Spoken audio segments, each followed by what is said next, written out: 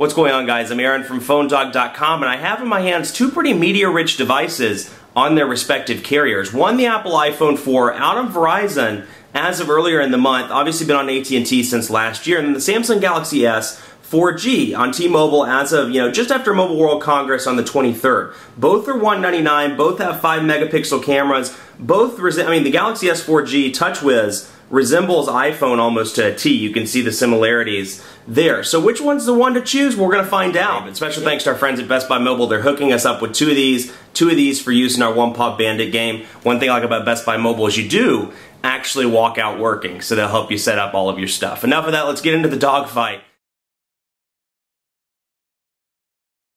Let's load up messaging on both of these devices to give you an idea of the keyboard options in between. Let's cancel this out. That's what the messages look like on the iPhone. And honestly, I mean, who hasn't seen all this stuff on the iPhone? But I just want to go through it anyway. You can see the messages, the way they'll formulate once you have more than one message. But that's what it looks like, and of course you can search through them. Now it's going to bring up a new message by default since I don't have any messages in my inbox currently. And here's what the new messages look like on the Galaxy S. So we can type something like, hey, we'll send it to Billy Bob, and we'll type hey. Now you'll notice that looks a little bit familiar. Well, the reason why is because to me it's resembled after the iPhone. So you come back here and we'll type hey.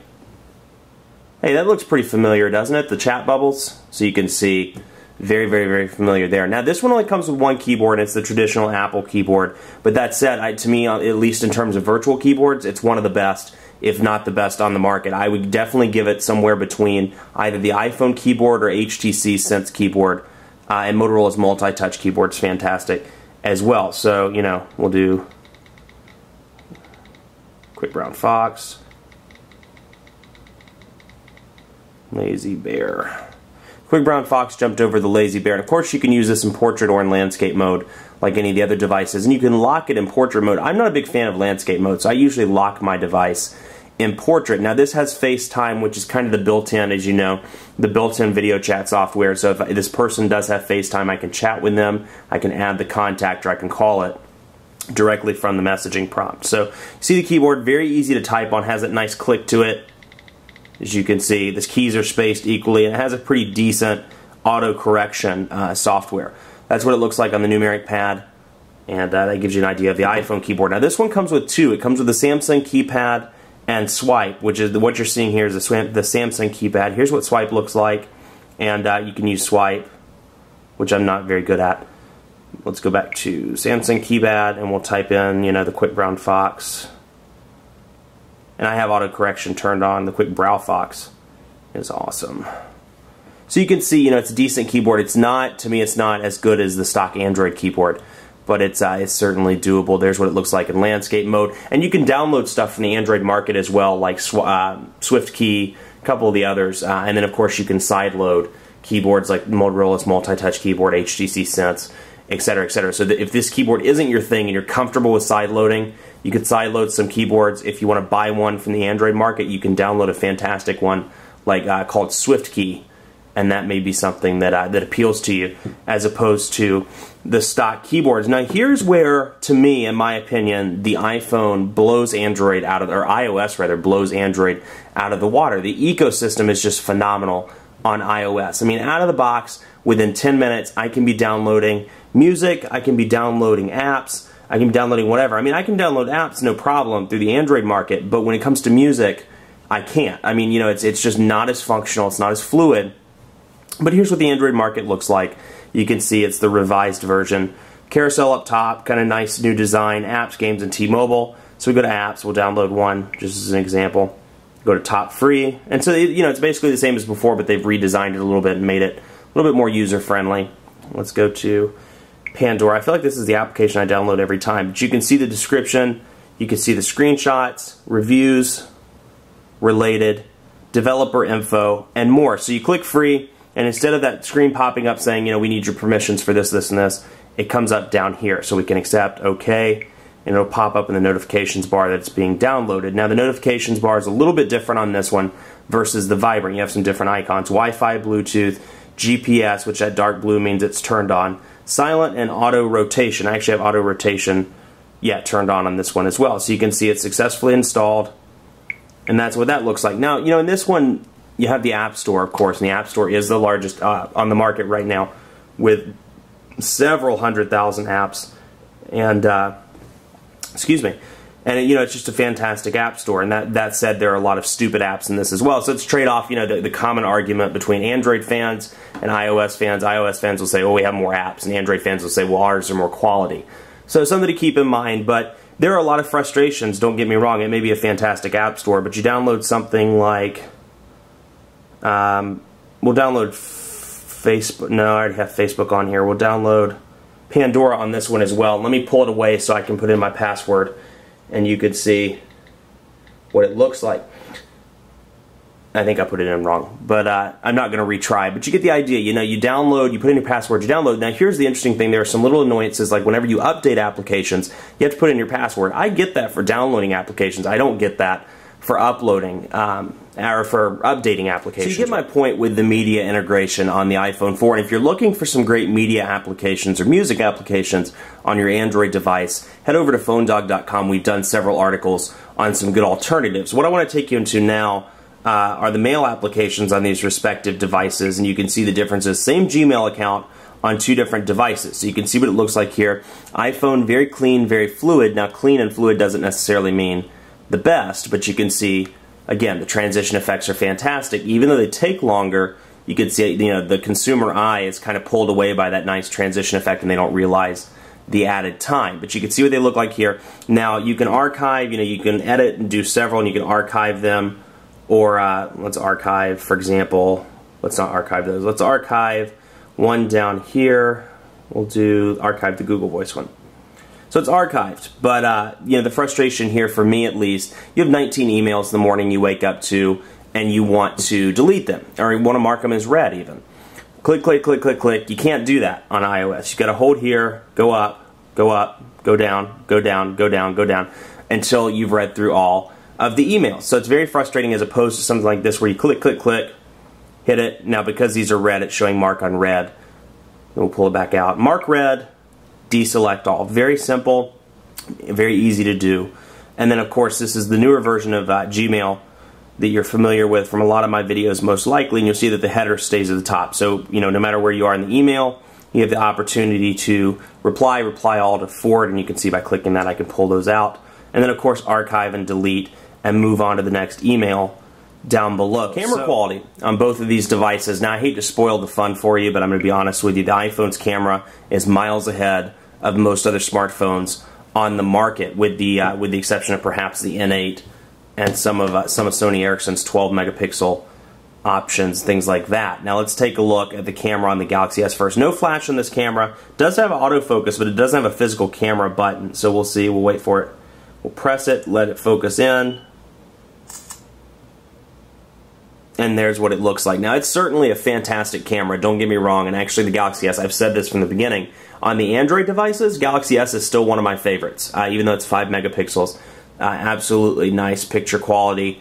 Have been very pleased with it across the board. I mean, you can see very, very high quality, but to me, the iPhone still takes the cake in terms of overall picture quality. Now, I have HDR turned off. If you turn HDR on, you've probably worked with it before, but if you haven't, it gives you the HDR picture and then the non-HDR picture, and you could choose which one looks the best to you. I'll spare you the tech details. But you can see that's what it looks like. Let's actually get in a little bit closer. We're going to do the keyboard. You can see zoom in. And this is what it looks like with HDR turned off. So wait for it to zoom in. So in my opinion, you know, just absolutely fantastic picture quality. Even when zoomed in, very, very clear for a cell phone.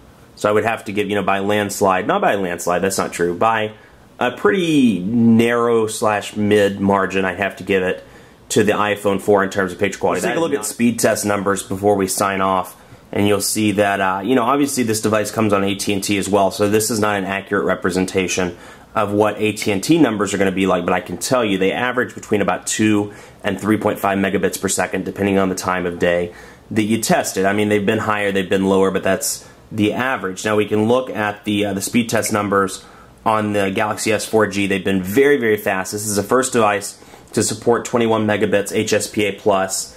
megabits per second, rather, HSPA plus. It's a very fast device. It reflects it in the speed test. It regularly gets a download speed of about 5 megabits per second. Sometimes over, sometimes lower, or over, under, but very close to that. This one averages between 1 and 2 megabits per second, but let's run the test and get an idea right now of what it's like. This one's very, and one thing I will give Verizon credit for, the data speeds may be slow or maybe kind of mediocre, but they're consistently mediocre. Obviously, Verizon's 3G network is at the point where it's very taxed. They're trying to move data stuff over onto LTE, at least at some point this year. So you'll start to see, hopefully you'll start to see that they get a little bit better, at least that's my hope. 1.3 megabits per second on the upload, about 0.6 megabits per second. You can see this is actually one of the lower numbers I've seen on the Galaxy S4G, 3.88 megabits per second. Let's do another one while this one's finishing up. Yeah, that's more like it, about 5.17 megabits per second on the download. You saw 0.57 on that one. And on the upload. And again, you know, Verizon here, the AT&T iPhone, very different. And it's up and down depending on the day. This is a Dogfight, and one of these has to be declared the winner. But let me tell you a couple things first. First, call quality has been very good on both of these devices. The earpiece is sufficiently loud. The issue I've had with this one, the noise cancellation isn't so great. Anytime the wind's blowing outside or I'm doing anything around the house, usually my caller's like, you know, what are you doing? That's kind of loud.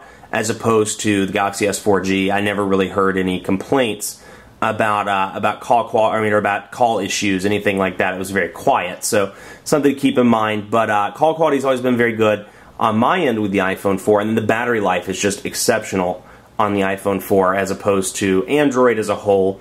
You know, thanks to the widgets, thanks to things like that, and of course Samsung's widgets. You know, while they're few and far between, you can always add widgets based on the programs that you have. Feeds and updates, one of Samsung's widgets, for example, is constantly updating based on your social aggregation stuff, Facebook, Twitter, MySpace. So, you know, those things draw down power, and even though this has a 1650 milliamp battery, it's still, which is an improvement over the Vibrant's 1500 milliamp battery, it still can go down just, you know, I got about just over a day with this one, whereas I can usually pull a day and a half out of the iPhone 4 with pretty heavy use. So, battery life's very good. I mean, I haven't charged this in 2 days, and you can see it's still at 14. It's at 14%. So battery life's been very good on the iPhone 4. It's been much better on the Galaxy S4G, but in terms of between these two devices, it's the iPhone 4. So the Dogfight has to be declared, and I mean literally by narrow margin. Like, this one was a pretty hard one for me because I like both of these devices, but I have to narrowly give it to the iPhone 4. And let me tell you why, because, you know, everybody on YouTube right now, iPhone fanboy, and that's not the case at all. Let me tell you why. Design is very important to me. The design of this one is much better than the Galaxy S4G. I mean, it's very beautiful. Yes, it's prone to shatter if you drop it, but you just need to be careful with it.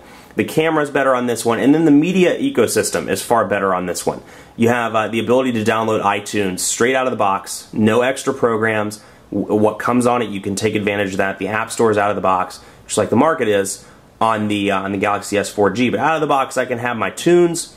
I can have, you know, and once my iTunes ID is synced up, I can get those tunes downloaded in just a few minutes. So the ecosystem is going to matter to a lot of people, and you have that iPod functionality. So you download the music, it goes straight to the iPod, and you're in business. So something to keep in mind, you know, if that's what's important to you, then I would say go with the iPhone. If you want the widgets, you want Android, you want something that kind of looks like the iPhone, which you get the benefit of Android 2.2, I'd say go with the Galaxy S4G. You really can't go wrong with either one of these devices. I think they're both great, and it was hard to declare a winner, but that's the winner. Let me know what you think in the comments. You think I'm a crazy, crazed fanboy? You think it's a smart decision? You think the Android device should have won? You know, let me know. I'm always open to hearing what you think, and I enjoy reading the comments. Be sure to like us on Facebook, facebook.com/PhoneDog, and you know, we're giving away prizes. We always give away stuff, and we have a new contest coming up in the coming weeks, so be sure to check that out. Facebook.com/PhoneDog. Be sure to follow me on Twitter as well, PhoneDog_Aaron. Let me know what you think on there as well. Thanks so much for watching. Happy Monday, and we'll see you next time.